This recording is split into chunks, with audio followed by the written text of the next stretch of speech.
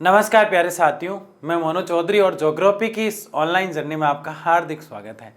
Class 12th की geography को पढ़ते हुए हम आगे बढ़ रहे थे और क्लास 12th की जो ज्योग्राफी है उसमें मानव भूगोल के मूल सिद्धांत जो हमारी पुस्तक है उसके 2 चैप्टर हमने कंप्लीट कर लिए थे और तीसरा चैप्टर अध्याय 3 हमारा चल रहा है, जिसके अंदर हमने 3 लेक्चर पढ़ लिए हैं। आज हमारा चौथा लेक्चर है, क्योंकि अध्याय हमारा जो 3 है वो 4 बातें बताता है। कितनी बातें बताता है? 4 बातें। वो जनसंख्या संगठन की बात करते हुए, जनसंख्या संगठन उसका मेन जो है वो उसका टाइटल है और उस चैप्टर में जो हमारा जो चैप्टर 3 है जनसंख्या संगठन, वो 4 बातें ये बताता है। सबसे पहले वो लिंगानुपात बताता है, कौन कुंवारा मरेगा। ठीक है ना, अपना डायलॉग क्या था? कौन कुंवारा मरेगा।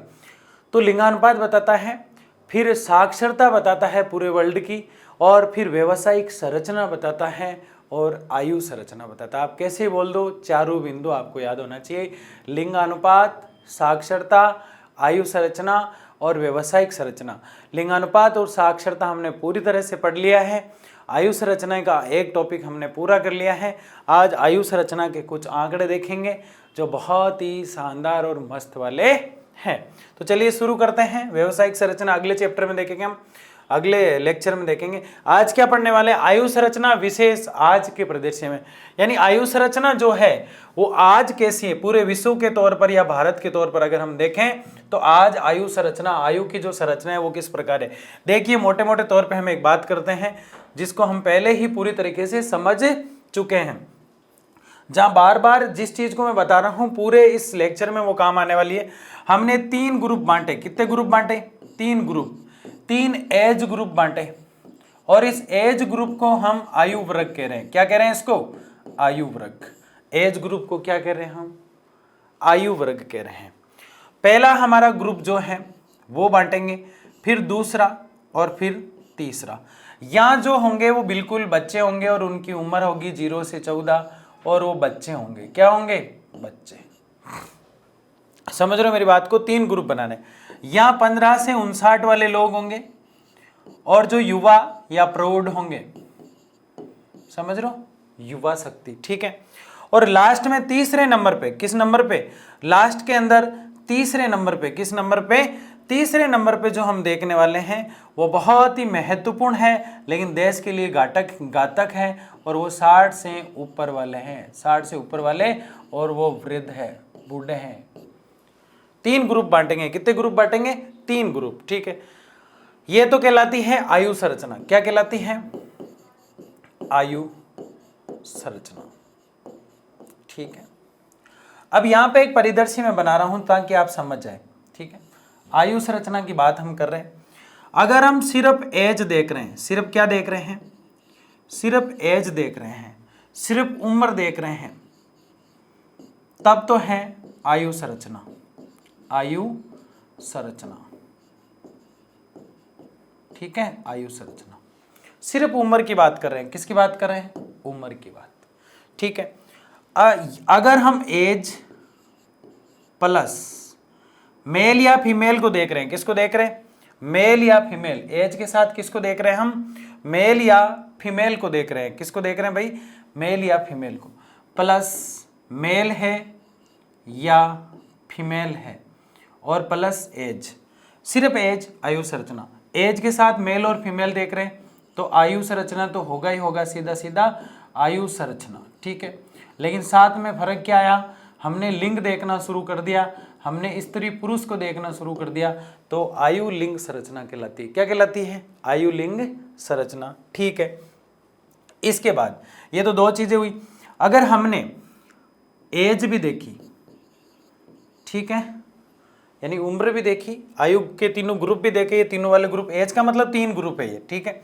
हमने एज भी देखी, 0 से 14 के कितने, 15 से 59 के कितने, और 59 से ऊपर, 60 से ऊपर वाले वृद्ध कितने, प्लस हमने गांव और शहर दोनों का अलग अलग देखा। गांव और शहर, जिसे हम नगर कह सकते हैं। क्या कह सकते हैं? नगर। एज वाले में क्या कर रहे हैं हम? गांव या शहर नगर, गांव या शहर नगर जो है उसको हम देख रहे हैं। गांव और शहर नगर की बात अगर हम एज वाले में करते हैं तो देखो वो की वही बात आएगी, आयु संरचना। वापिस देख तो आयु ही रहे हम, आयु संरचना, ठीक है, आयु संरचना।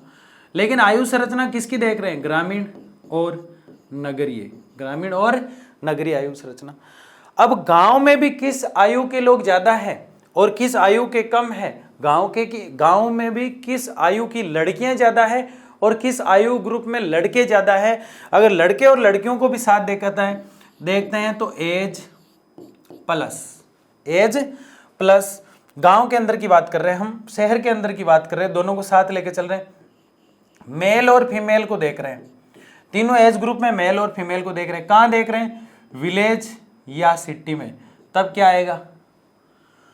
आयु संरचना तो आएगा ही, आयु, ठीक है, संरचना, आयु संरचना ग्रामीण और नगरीय, किसमें? मेल और फीमेल में, लिंग के आधार पर, लिंग के आधार पर। देखो आप कितना फर्क आ गया है, तो आयु संरचना ही, लेकिन इस प्रकार से इसमें डिफरेंट आता है। ये 4 रूप इसको देखने को मिलते हैं। इसके कितने रूप देखने को मिलते हैं? 4 रूप, जो मैंने आपको चारों समझा दी। आज एक नया रूप आएगा जिसको हम यहाँ ऐड कर देंगे। तो ये आपने समझा, ये 3 एज ग्रुप होते हैं, तीनों एज ग्रुप इस काम में काम आते हैं। मैंने कल की क्लास में बहुत अच्छे से इनको समझा रखा है।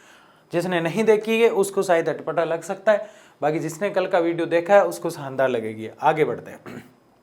आयु संरचना, आज इसका विशेष परिदृश्य यानी आंकड़े देखेंगे हम। देखिए कैसे किसी देश की आबादी की आयु संरचना आर्थिक दृष्टिकोण से उस देश की उत्पादक आबादी को बताती है। यानी किसी देश की जो आयु संरचना होती है ना, मतलब ज्यादा आयु के लोग यानी कि बुजुर्ग लोग ज्यादा है, देश पीछे जा रहा है। बुजुर्ग यानी बूढ़े लोग ज्यादा है तो देश क्या जा रहा है?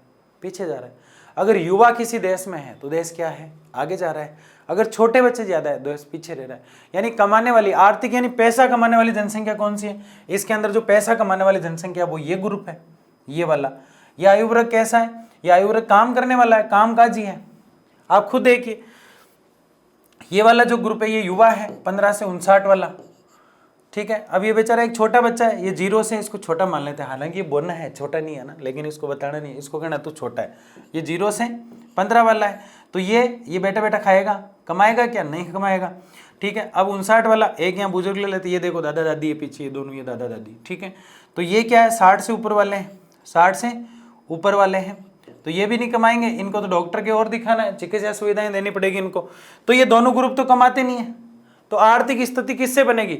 उत्पादक आबादी जो है, आयु संरचना आर्थिक दृष्टिकोण यानी आर्थिक जो दृष्टि है वो किससे मजबूत होगी? सिर्फ इन दोनों से, इनसे उनसे। ये व्हाइट वाली और ये ब्लैक वाला, ये दोनों हस्बैंड वाइफ जो है ये कमाएंगे, और इससे पूरा इसी तरह पूरे देश में जितने भी लोग हैं वो सब युवा जो है वो कमाएंगे। इसलिए 15 से 60 आयु वर्ग के जो लोग होते हैं ना, 15 से 60 आयु वर्ग के लोग, उनकी जो आबादी होती है वो कामकाजी होती है। कैसी होती है? कामकाजी होती है, ठीक है। 60 से अधिक उम्र वाले और 0 से 14 वाले कामकाजी। आश्रित आबादी होती है, वो तो आश्रित देती है।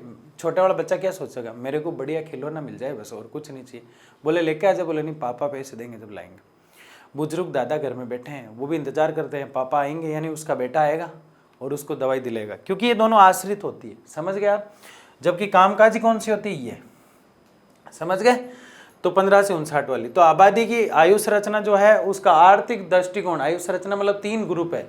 आयु संरचना का मतलब क्या है? एज के 3 ग्रुप है, 0 से। अब मैं सारी चीजें इस वीडियो में इसलिए नहीं बता रहा हूँ क्योंकि पिछले वीडियो में मैं ये सारी चीजें बता चुका हूँ। आज तो हम आंकड़े लेके चलेंगे, कुछ उनकी परिभाषाएं आ रही है, इसलिए अगर उन्हीं चीज़ों को वापस बताऊंगा तो वीडियो इतना लंबा हो जाएगा, बहुत भयंकर वाला। इसलिए आपको वीडियो देखना चाहिए, इसलिए बार बार कह रहा हूँ मैं। आयु संरचना का मतलब 3 एज ग्रुप है, 0 से 14, 15 से 59 और 60 से ऊपर वाला। एक तो छोटे बच्चे कितने देश के अंदर? 0 से 15। एक युवा कितने हैं? प्रौढ़ कितने हैं? 15 से 59। और एक बूढ़े डोकरे वृद्ध कितने हैं? 60 से ऊपर। बताओ कमाएगा कौन सा?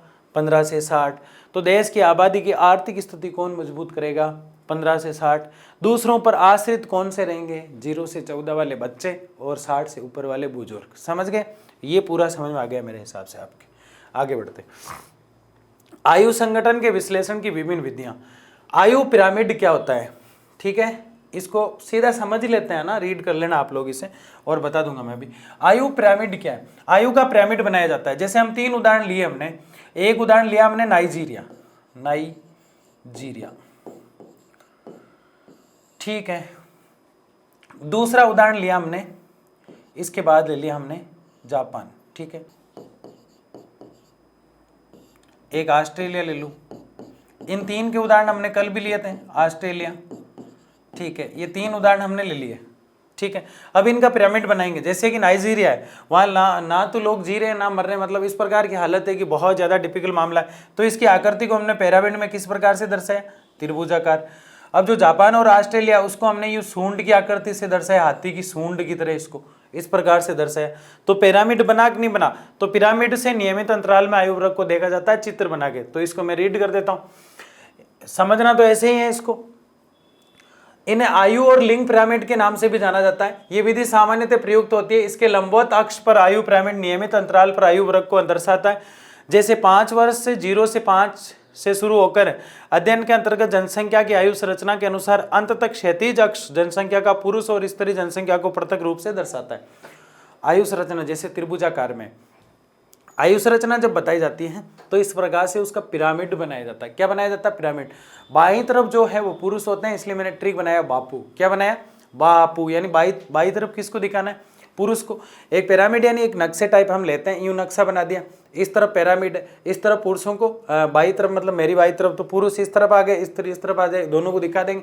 0 से 15 वाले कितने, यहाँ से उदाहरण क्या दिया, 0 से 5 हम 15 मानते हैं। ये एक पिरामिड बना दिया मैंने। ठीक है, पिरामिड बना दिया।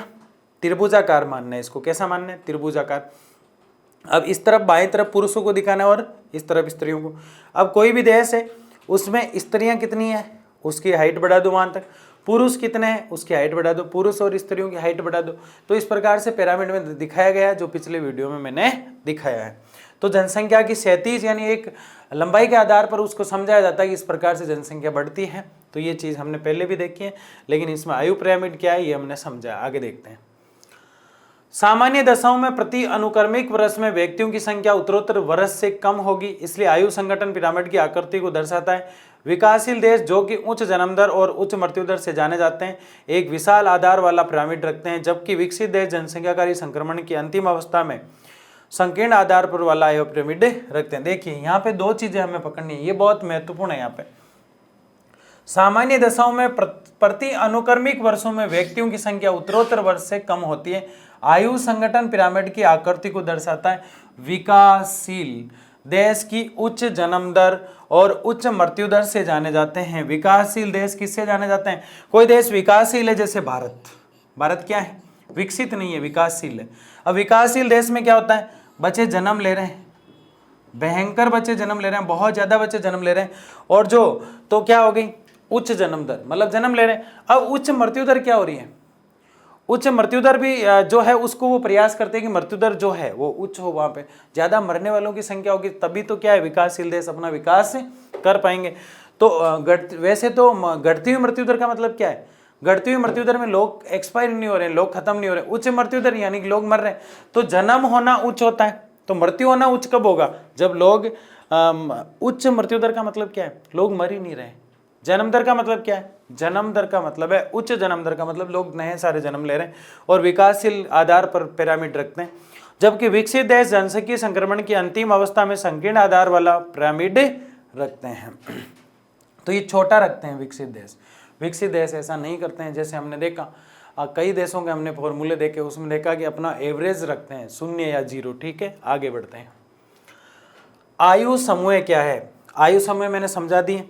देखो इसको रीड करने से कहीं लगता है कि भाई इसके अंदर तो ये आ गया, मेरे को समझ में नहीं आया। कुछ नहीं, आयु समूह ये जो शब्द है ना, ये भी बहुत कुछ समझा देता है। आयु समूह 3 चीजें बताता है। कितनी चीजें? 3 चीजें।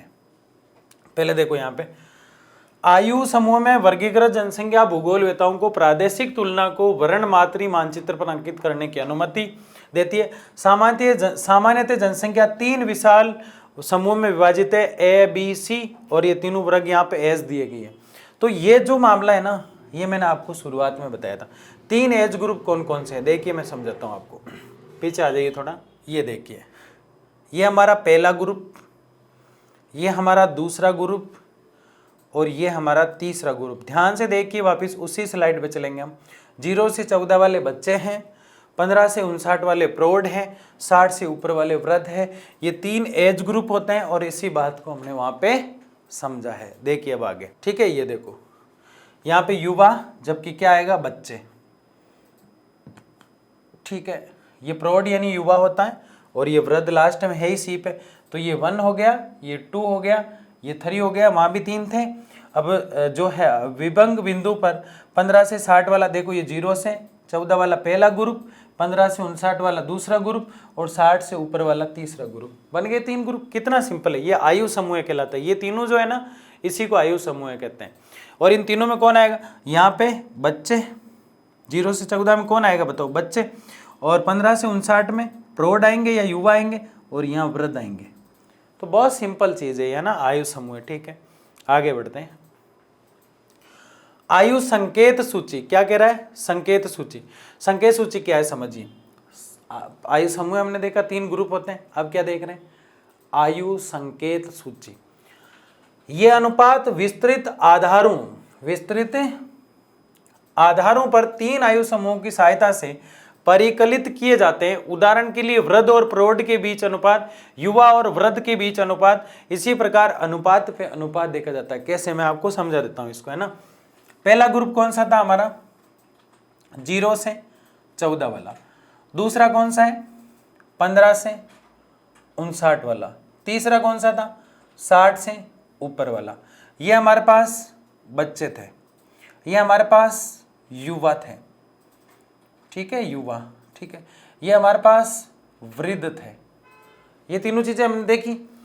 अब इनमें से कमाने वाले लोग कौन थे, जो व्यवसाय करते थे, व्यवसाय, सिर्फ यही है व्यवसाय वाले, ठीक है। यही लोग हैं जो व्यवसाय कर रहे हैं। बाकी ये भी तो क्या है, आश्रित है, और ये भी क्या है, आश्रित है किसी और पर। तो इसका तो कोई मतलब ही नहीं है। तो इन दोनों को जोड़ के इसका कितना फायदा इनको हो रहा है, कितना नहीं हो रहा है, तो ऐसा कुछ घटाया बढ़ाया जाता है, उसको आश्रित रूप से देखा जाता है। और ये संकेत करती है कि इस जनसंख्या पे कंट्रोल करो और इस पे कंट्रोल करो, और इसको बढ़ाओ तो इसको बढ़ाने के लिए कुछ कुछ ये जरूरी है, और उसको घटाते रहो, यानी वृद्धों को घटाते रहो, कोई भी देश तरक्की कर जाएगा, ठीक है। देखिए कैसे 3 आयु समूहों की सहायता से ये परिकलित यानी समझा जाता है। वृद्ध और प्रौढ़ जो होते हैं ना, उनके बीच का अनुपात जो होता है, युवा और वृद्ध के बीच में कितना अनुपात है, बढ़ना कौन सा चाहिए, युवा और वृद्ध का अनुपात, वृद्ध और प्रौढ़ का अनुपात, ठीक है ना। तो बच्चों का अनुपात बढ़ेगा ना, तभी तो युवा आएंगे। लेकिन वृद्ध ज्यादा करने से क्या युवा आएगा वापस, नहीं। तो वृद्धों का हानिकारक होता है, ये चीज यही समझा रही है। प्रौढ़ और युवाओं से अधिक के बीच का अनुपात निर्भरता अनुपात कहलाता है। प्रौढ़ और युवाओं के बीच, इसका मतलब ये कहना चाह रहा बच्चे, प्रौढ़ का मतलब यहाँ क्या है, बच्चे, मैंने पहले भी काटा, ये बच्चे हैं यहाँ पे, ठीक है। बच्चे और युवाओं से के बीच का अनुपात है, यानी बच्चे, तभी तो युवा आएंगे। तो बच्चे ज्यादा होने चाहिए कि नहीं होने चाहिए, होने चाहिए, तभी तो क्या बन पाएंगे देश में, युवा बन पाएंगे। तो युवा बन पाएंगे तो देश तरक्की करेगा। तो बुजुर्ग होने चाहिए क्या, नहीं होने चाहिए, बुजुर्ग कम होने चाहिए, बच्चों से युवा बनने की प्रक्रिया पूरी रहनी चाहिए। इसको आयु संकेत सूची कहते हैं। आयु संकेत सूची क्या है, आयु सिग्नल देती है, किसी देश में बच्चे ज्यादा पैदा हो रहे हैं, इसका मतलब 15 साल बाद क्या हो जाएगा, उस देश में युवा ज्यादा हो जाएंगे, ठीक है ना, ठीक है। इसका मतलब ये नहीं है जनसंख्या बढ़ने लग जाए, है ना। आगे बढ़ते हैं। निर्भरता अनुपात, कौन किस पर निर्भर है, कौन किस पर निर्भर है। 0 से 14 वाले बच्चे अपने पापा पर निर्भर है, यानी युवाओं पर निर्भर है। और 60 से ऊपर वाले दादाजी अपने बेटे पर निर्भर है। किस पर निर्भर है, 15 से 59 वालों पर। तो निर्भरता कहलाती है। देखो, बच्चों की संख्या बुजुर्ग लोगों की संख्या जो बूढ़े होते हैं उनकी संख्या से विभाजित किया जाता है। बच्चे किस पर निर्भर हैं, बच्चे भी किस पर है, वयस्क यानी युवाओं पर निर्भर है। बुजुर्ग भी यानी प्लस बुजुर्ग किया हुआ वो भी किस पर है, और इसे 100 से गुणा किया जाता है, क्या निकल जाता है, निर्भरता अनुपात। क्या निकल जाता है, निर्भरता अनुपात। ये मुख्य रूप से जनसंख्या की आयु संरचना द्वारा निर्देशित होता है। निर्भरता अनुपात आर्थिक रूप से क्रियाशील जनसंख्या और निर्भर जनसंख्या के बीच की गणना है। कुछ नहीं रहा, बहुत सिंपल है। नाम क्या है, ये नाम डरा रहे हैं आपको, निर्भरता अनुपात। देखो एक बार पीछे चलते हैं। आयु पिरामिड 14, 0 से, देखो बार बार एक चीज नहीं बोलूंगा मैं, 0 से 14, 15 से 59 और 60 से ऊपर, 3 चीजें हैं, ठीक है ना। अब जो इन तीनों चीजों को दर्शाती है वो क्या है, नक्शा बना के बताती है, वो तो आयु पिरामिड। यानी कि एज ग्रुप को, 3 एज ग्रुप है, तीनों एज ग्रुप को नक्शे में दिखाना क्या है, आयु पिरामिड है, ठीक है। इसके बाद तीनों एज ग्रुप का जो समूह है उनमें से कौन किस पर आश्रित है, कौन कमाता है, कौन नहीं कमाता है, किससे देश रुकता है और किससे देश आगे बढ़ता है, वो आयु का समूह है, तीनों ग्रुप का समूह है, आगे बढ़ते हैं। आयु संकेत सूची, किसी देश में बच्चे ज्यादा हो गए तो लगेगा, यानी संकेत कौन सी चीज कर रही है, कोई भी देश बच्चों से ज्यादा आगे बढ़ेगा, युवाओं से बढ़ेगा या वर्दू से बढ़ेगा, वो कहलाती है आयु संकेत सूची। समझ रहे हो? पहला फिर से समझा देता हूं, आयु समूह, पहला क्या था, इससे पहले था क्या, आयु पिरामिड, सिर्फ नक्शा आयु संरचना का, क्या है, सिर्फ नक्शा आयु संरचना का। आयु समूह ग्रुप को दिखाता है, ठीक है। इसके बाद आयु संकेत सिग्नल देता है कि क्या देश में ज्यादा होना चाहिए, देख ठीक आगे। निर्भरता अनुपात, कौन किस पे निर्भर है, वही चीजें घूम घूम के आ रही है, बिंदु 4 बने हुए हैं लेकिन चीजें, एक तो पिरामिड है, एक संकेत बता रहा है, एक समूह बता रहा है, एक तो आयु का पिरामिड बना रहा है, नक्शा बना रहा है, एक तो आयु का पिरामिड बना रहा है, एक आयु की तरफ संकेत कर रहा है कि कौन से लोग ज्यादा होना चाहिए, एक तीनों आयु का समूह बना रहा है कि यही आयु के लोग हैं। तो एक तो संकेत दे रहा है, एक समूह बना रहा है और एक निर्भरता की बात कर रहा है। किसकी बात करता है, निर्भरता की बात कर रहा है। तो ये बहुत सिंपल है, ठीक है। ये मुख्य रूप से जनसंख्या की आयु संरचना द्वारा निर्देशित होता है कि वयस्क ज्यादा होना चाहिए, 100 से गुणा करके इसको निकाला जाता है, जो कभी आपको इस साल निकालना नहीं है, क्योंकि ये सीधा आपसे पूछा जाएगा। ये तो मैंने आंकड़े वहां से कलेक्ट किए हैं जो बच्चों को एक बार समझ में आ जाने चाहिए, ठीक है ना। आयु संरचना बहुत छोटी सी दी हुई है और उससे पूरे नंबर नहीं आते कभी भी, इसलिए आयु संरचना का अगर निबंधात्मक क्वेश्चन आ जाए तो आपकी बुक में जो मैटर है ना वो निबंधात्मक जितना है ही नहीं, इसलिए कुछ मैंने एक्स्ट्रा लिया, आपको मन से पढ़ना है उसको, ठीक है। आगे बढ़ते हैं।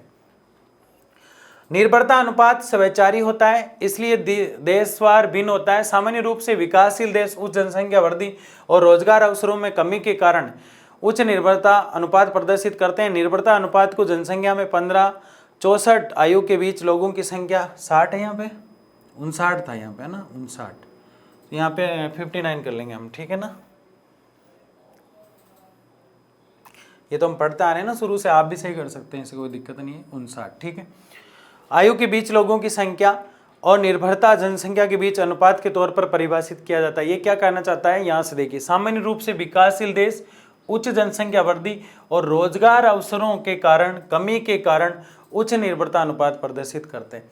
भाई ये कह रहा है कि ऐसी कहाँ जरूरत आ गई आपको कि आप देश के अंदर 3 ग्रुप बना के जोड़ो कि बच्चे कितने हैं, बूढ़े कितने हैं, युवा कितने हैं, ऐसा क्यों कर रहे हो। तो हमने क्या कहा, हम क्या जितने भी देश विकासशील थे जो अभी तक विकसित नहीं हुए, विकसित तो वो है जो सक्षम है और विकासशील वो है जो अभी सक्षम नहीं हुआ, विकसित होने के लिए दौड़ रहा है, सक्षम होने के लिए दौड़ रहा है। तो भारत एक ऐसा ही देश है जो सक्षम होने के लिए दौड़ रहा है, यानी विकसित होने के लिए दौड़ रहा है, और जो सक्षम के लिए दौड़ रहा है उसको क्या कहते हैं, विकासशील देश कहते हैं। तो पूछा गया तो भारत ने जवाब दिया, ऐसे मानो आप, कहा कि हम इसलिए कर रहे हैं, हमें ये पता चल जाए कि हमारे देश में युवा ज़्यादा है, ताकि क्या हो जाए, रोजगार के अवसरों की संख्या बढ़ जाए देश के अंदर, और उच्च जनसंख्या जो वृद्धि है वो हम बच्चों को देखेंगे तो हमें पता चल जाएगा कि वास्तव में जनसंख्या कितनी बढ़ रही है, और वृद्धों को देखेंगे तो हमें पता चल जाएगा कितनी घट रही है। तो इस प्रकार से इसको देखा जाता है, यह अनुपात के तौर पर परिभाषित किया जाता है। आगे बढ़ते हैं। निर्भरता अनुपात जो होता है उसको 2 तरीके से देखा जाता है। वो कि वही समूह है, आपको डराया जा रहा है, यहाँ पे 2 चीज आ जाएगी, एक तो YDR, क्या गया, YDR, ये हमारा पहला बिंदु है, ठीक है, और दूसरा ODR, ये हमारा दूसरा बिंदु है, ठीक है, यानी ये तो पहला और ये दूसरा। अब YDR क्या है, YDR बेचारा बैठा रहता है, YDR और ODR ये आपको बिल्कुल आसानी से समझ में आ जाएंगे, YDR, ठीक है, और क्या है ODR,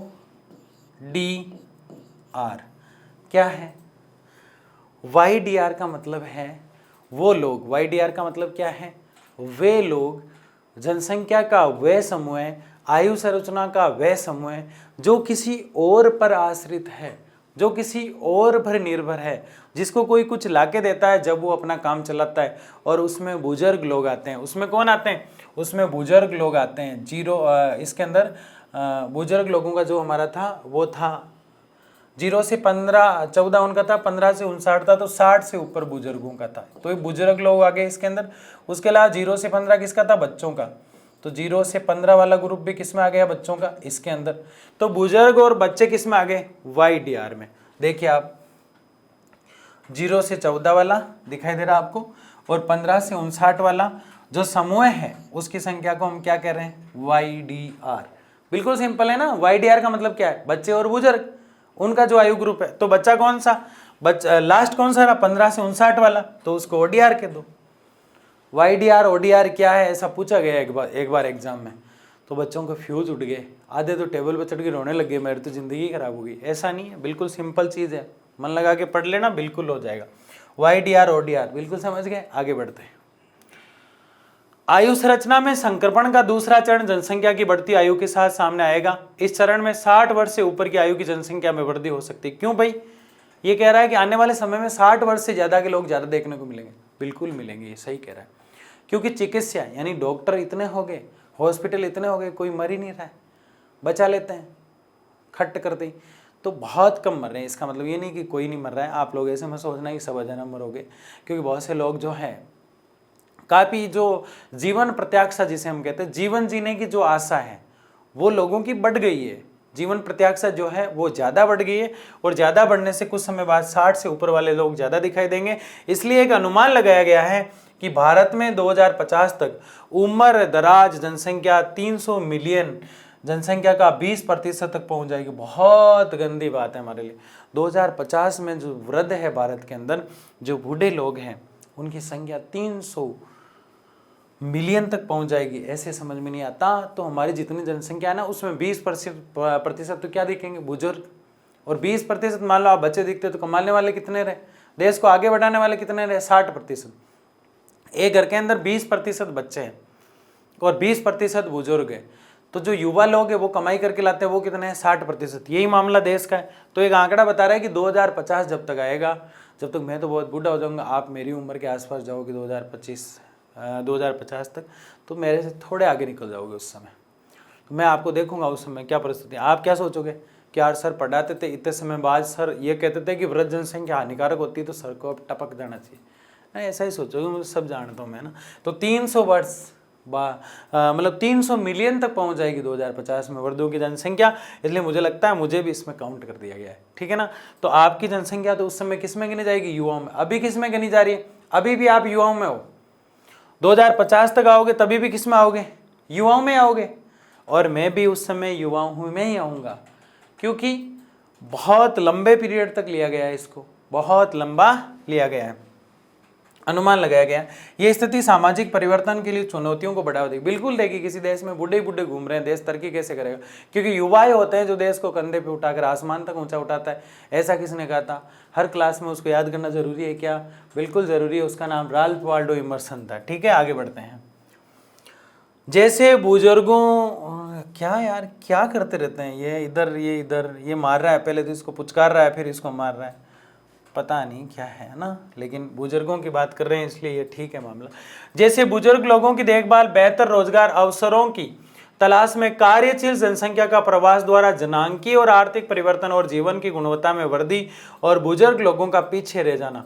ये क्या कहना चाहता है, जैसे बुजुर्ग लोगों की देखभाल, बेहतर रोजगार, यानी देश पीछे रह जाएगा। बुजुर्गों की देखभाल करो घर पे बैठ के, बुजुर्गों का सम्मान करो, उनको इज्जत दो, उनको मान दो, उनको हॉस्पिटल ले जाओ, उनकी सेवा करो, बहुत अच्छी बात है। लेकिन देश कितना पीछे चला जाएगा। जीवन प्रत्याशा का बढ़ना, चिकित्साओं का बढ़ना, हॉस्पिटल का बढ़ना देश के लिए खतरनाक साबित हो रहा है। और ज़्यादा बच्चे भी देश के लिए खतरनाक होते हैं और ज़्यादा बुजुर्ग भी देश के लिए खतरनाक होते हैं। इसलिए कल्पना कह रही है, एक धारणा कह रही है, एक साइकोलॉजी इफेक्ट ये है कि 2050 तक भारत में 300 मिलियन यानी कि पूरी जनसंख्या का 20% जो है, कौन सी जनसंख्या हो जाएगी, वर्धों की यानी कि बूढ़ों की, ठीक है। तो ये हमने इस चीज को देखा। जनसंख्या पिरामिड क्या, आयु संरचना पिरामिड क्या है, यानी कि आयु संरचनाएं के 3 ग्रुप है, 0 से 15 वाले, 14 वाले, जो भी जितने भी हैं, उनको नक्शे से दिखाया जाता है। आयु पिरामिड है, ठीक है, अच्छी बात है। आयु संकेत क्या है, संकेत अगर बूढ़े है तो संकेत मिल रहा है कि देश पीछे जाएगा, अगर बच्चे हैं तो संकेत मिल रहा है देश पीछे जाएगा, अगर युवा और नौजवान है तो सिग्नल ये है कि देश आगे जाएगा। लेकिन बच्चे भी पैदा हो रहे हैं तभी भी कहीं ना कहीं लगता है कि देश आगे जाएगा, ये संकेत है। समूह क्या है, तीनों ग्रुप को समूह कहा जाता है, 15 वाला, 59 वाला और 60 वाला, इनको समूह। तो आयु वर्ग समूह क्या है, आयु पिरामिड क्या है, और आयु जो है उसका जो विभाजन है, नियंत्रित रेखा जो है, ये क्या है, ये चीज़ें मैंने आपको समझा दी है। बुजुर्ग देश के लिए खतरनाक होते हैं कि नहीं होते हैं, ये चीज़ हमने देख ली है। और इन चीज़ों को देखने के बाद आज के लिए हम यहीं रुकते हैं। बहुत बहुत धन्यवाद आप सबका। आपने दिल से सुना, बात को दिल से समझा। थोड़ा क्रिटिकल और थोड़ा ऐसे था चैप्टर में समझ सकता हूँ, लेकिन मैं पूरा प्रयास करूँगा कि आपके दिलो दिमाग और जहन में इसको अच्छे से उतार दें। अगले लेक्चर में हम व्यावसायिक संरचनाओं की बात करेंगे और उसके बाद हमारा ये चैप्टर ख़त्म हो जाएगा। बहुत बहुत धन्यवाद, मिलते हैं जल्दी।